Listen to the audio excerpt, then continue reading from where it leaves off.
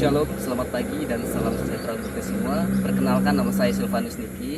Sekarang saya sedang berada di Desa Sungai Kunyit yang letaknya di Kecamatan Sekadawilir, Kabupaten Sekadau, Provinsi Kalimantan Barat. Di mana Desa Sungai Kunyit ini memiliki 4 dusun, yaitu Dusun Amak, Dusun Serirang, Dusun Sungai Kunyit, dan Dusun Serampuk.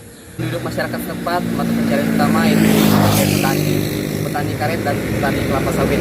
Desa terpilih di tahun periode 2019 sampai 2025 itu ada kayu.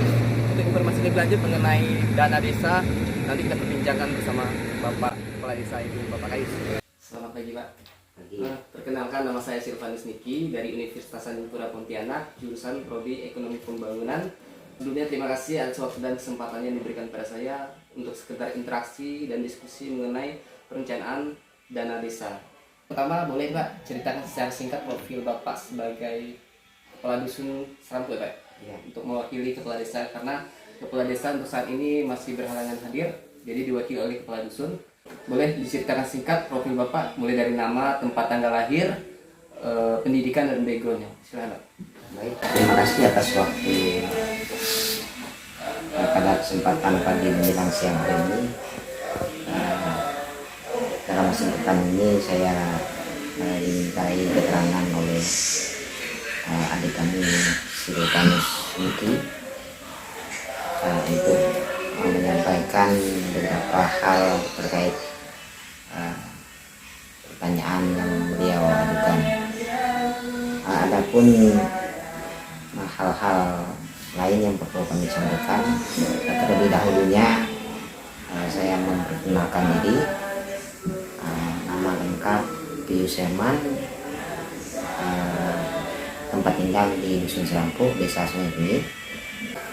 Untuk selanjutnya saya persilakan kepada adik kami untuk menyampaikan beberapa pertanyaan terkait seputar roda pemerintahan yang ada di Desa Sungai Kunyit ini. Pertanyaan yang pertama, apa sih Pak fungsi dan tujuan dari dana desa yang sudah dianggarkan pemerintah kepada Desa Sungai Kunyit secara khusus? Terkait dengan fungsi dana desa, fungsi yaitu untuk mensejahterakan masyarakat yang ada di Desa Sungai Kunyit. Itu yang pertama. Yang kedua, ada pun tujuan penggunaan dana desa tersebut. Yang pertama adalah untuk pembayaran tunjangan kerja perangkat desa yang ada di desa sini.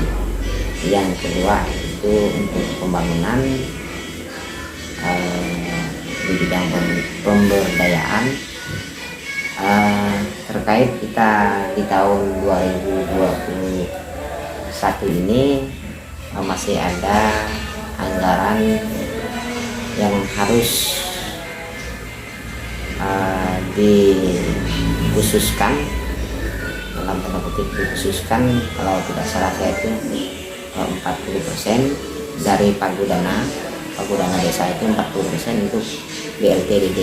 Jadi untuk bangunan fisik di tahun 2021 ini bisa dikatakan belum ada, karena 40% dari anggaran tersebut untuk pembiayaan BLTDD dan keperluannya terkait pandemi. Adapun pembangunan fisik lain mungkin di bidang pemberdayaan ada bidang pemberdayaan seperti kelompok tani ya, bidang pemberdayaan. Selain itu tidak ada. Adapun fungsi lain saya rasa tidak ada cukup. Untuk pertanyaan kedua Pak, dari dana desa yang sudah didapat oleh kantor desa, itu desa kan ditujukan ke bendaharanya langsung Pak ya? Iya. Nanti itu kegunaannya tuh di setiap tahunnya tuh berbeda atau sama Pak? Maksudnya tuh proses pembangunan kan biasa kan untuk realokasi pembangunan secara khusus Pak ya. Kita tahu nih jalan akses kan paling utama ya Pak ya dalam sebuah pembangunan. Nah itu dana yang didapat itu setiap tahunnya digunakan untuk pembangunan yang berbeda atau sama Pak? Kalau untuk penggunaan anggaran di setiap tahunnya berbeda-beda berdasarkan SPG yang dikerjakan tahun sebelumnya. Contohnya ini kan, di tahun anggaran 2023 perencanaan kan di tahun 2021 ini. Jadi mohon maaf tadi 2022. Jadi 2021 2022 itu sama penggunaan anggarannya karena minat masih tinggi. Nah, kemudian di tahun 2023 ini itu berdasarkan permohonan dari masyarakat, dari kepala wilayahnya yang lebih tahu apa yang dibutuhkan di setiap wilayahnya masing-masing. Misalnya di dusun Serampu, jadi kepala dusunnya yang lebih tahu lah apa yang mau dibangun terkait dengan dana desa. Tapi mudah-mudahan di tahun 2023 ini tidak ada lagi yang namanya COVID. Jadi BLT di itu tidak ada lagi. Tetapi kalau masih ada COVID, nah itu BLT tetap bisa ada. Itu kebijakan itu memang dari pusat, kita pun tidak bisa ngelak. Itu aturan pusat itu harus menganggarkan 40%. Ya, ini anggaran bisa. Jadi sisa dari 40% itu untuk tunjangan, maksudnya untuk honor pegawai desa, kemudian biaya personal dan lain-lain lah, pemberdayaan itu.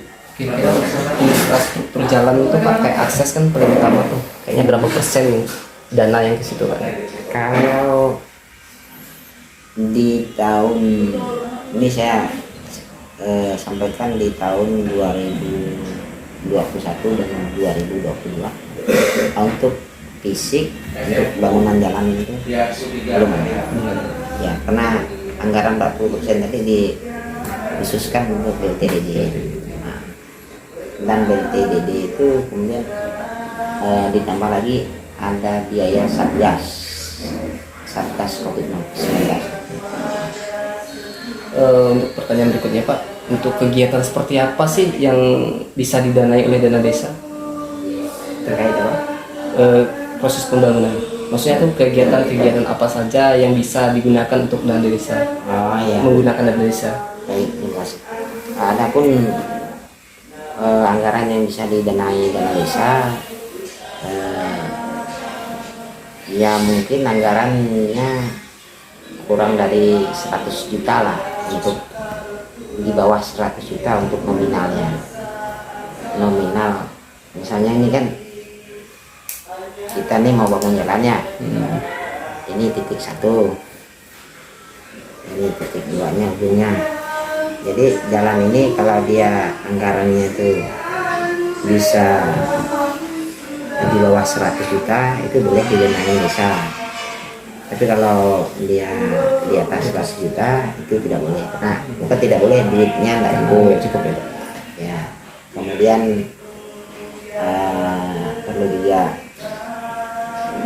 kita ketahui bahwa mengenai status jalannya itu kalau mau jalan, ya kalau dia jalan ini dibangun kemarin terdahulunya itu menggunakan BLTDD, jadi dia harus dibangun pakai BLTDD lagi, maaf bukan BLTDD, maksudnya dana desa. Ya, dana desa. Jadi dengan catatan jalan itu adalah jalan desa, ya, termasuk jalan dari rumah ke rumah, jalan gang lah. Nah, itu boleh didanai dana desa karena kan tidak terlalu besar. Ya, karena dana itu terbesar. Tapi kalau jalan yang lebar sampai 3 meter, kemudian panjang sampai 100 meter itu biasanya dari APBD kabupaten. Ya, APBD kabupaten biasanya yang disalurkan lewat Dewan Perwakilan Daerah DPR. Baik, untuk pertanyaan berikutnya Pak, apakah pemerintah desa itu transparan kepada masyarakatnya mengenai dana desa? Terkait pengelolaan anggaran desa, transparansinya terhadap masyarakat cukup transparan. Bisa saya sampaikan, yang pertama untuk secara garis besarnya ada di depan, kemudian untuk transparansinya kita kan ada bendahara keuangan, jadi bendahara yang menyebut semuanya mengecek untuk pengecekannya. Jadi saya rasa cukup transparan lah, dan mungkin kardus-kardusnya pun juga tahu lah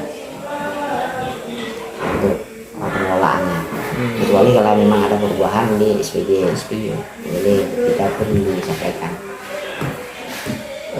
Untuk berikutnya tuh bagaimana sih partisipasi masyarakat? Apakah masyarakat itu kayaknya ingin tahunya lebih kuat atau berperan aktif dalam proses pembangunan yang disalurkan oleh dana desa?